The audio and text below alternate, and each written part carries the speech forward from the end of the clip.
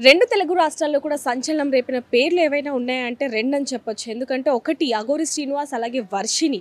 అయితే ప్రస్తుతానికి వీళ్ళని కస్టడీలోకి తీసుకోవడం జరిగింది. ప్రస్తుతానికి అఘోరి శ్రీనివాస్ అనే వ్యక్తి రిమాండ్లో ఉండడం జరిగింది. అలాగే వర్షిణి మాత్రం ఇక్కడ ఏదైతే ఇప్పుడు నా వెనకాల ఏదైతే మీకు కస్తూరి గాంధీ నేషనల్ మెటోరియల్ టెస్ట్ ఏదైతే ఉందో ఇక్కడ తనకి కౌన్సిలింగ్ ఇస్తున్నట్టుగా కూడా తెలుస్తుందని చెప్పొచ్చు. అయితే ఎప్పుడైతే అఘోరిని అలాగే ఎవరైతే శ్రీవర్షిని పోలీసులు పట్టుకోవడం జరిగిందో అప్పుడు పట్టుకున్నప్పుడు తన తల్లిదండ్రులకి అప్పగించాలి అంటూ కూడా తన తల్లిదండ్రులు అడిగినప్పటికీ కూడా వర్షిణి మాత్రం లేదు, నేను తల్లిదండ్రులతో వెళ్ళను, నాకు ఇష్టం లేదు అంటూ కూడా తను చెప్పడం కారణంగా పోలీసులు ఇక్కడికైతే తీసుకొని రావడం జరిగింది. కౌన్సిలింగ్ ఇస్తున్నప్పటికీ కూడా ఒక 2 రోజుల క్రితం తను అన్నయ్య వచ్చి ఇక్కడ కలిసినప్పటికీ కూడా తను నిరాకరించింది, మాట్లాడడానికి కూడా నిరాకరించింది అనేది కూడా తెలుస్తుందని చెప్పొచ్చు. అసలు ఎవరితో మాట్లాడకుండా ఒంటరిగానే ఉంటుంది, హ్యాపీగానే ఉంది. అంటే ఎప్పటికైనా సరే అఘోరి శ్రీనివాస్ వస్తాడు, నన్ను తీసుకువెళ్తాడు అనే భ్రమలోనే ఉంది అనేది మాత్రం తెలుస్తుందని చెప్పొచ్చు.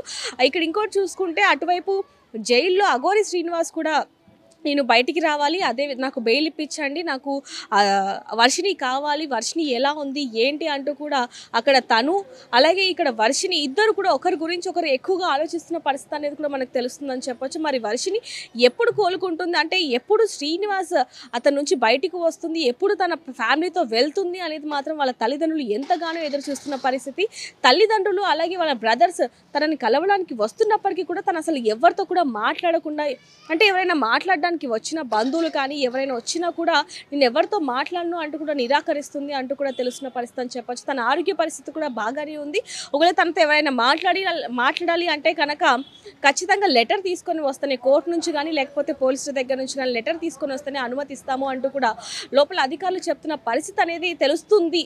అంటే వేరే వాళ్ళ త్రూ మనకు తెలుస్తుందని చెప్పొచ్చు. ఏదైనప్పటికీ అఘోరి శ్రీనివాస్ అలాగే వర్షిణి ఇద్దరు కూడా ఒకరినొకరు ఎక్కువగా తలుచుకుంటూ వాళ్ళని అంటే నేను మిస్ అవుతున్నాను అనేది మాత్రం వాళ్ళు చూపిస్తున్నట్టుగా అయితే తెలుస్తుందని చెప్పొచ్చు. ఎప్పటికప్పుడు శ్రీనివాస్ కూడా వేరే వాళ్ళని అంటే ఎవరైనా తనని కలవడానికి వచ్చినప్పుడు నాకు బెయిల్ ఇప్పించండి, వర్షిణి ఎలా ఉంది ఏంటి ఒకసారి బాగోగులు కనుక్కోండి అంటూ కూడా వాళ్ళకి చెప్తున్నారు అంటూ కూడా తెలుస్తుందని చెప్పొచ్చు. మరి వీళ్ళని ఎప్పుడు అంటే అఘోరి శ్రీనివాస్ కానీ లేకపోతే వర్షిణి కానీ ఎప్పుడు మారతారు అనే ప్రశ్న మాత్రం అదే విధిగా ఉందని చెప్పొచ్చు. ప్రపంచంలో ఏ మూల ఏ క్షణం ఏం జరుగుతుందో వేగంగా తెలుసుకోవడానికి తొలి వెలుగు వాట్సాప్ ఛానల్ని ఫాలో చేయండి.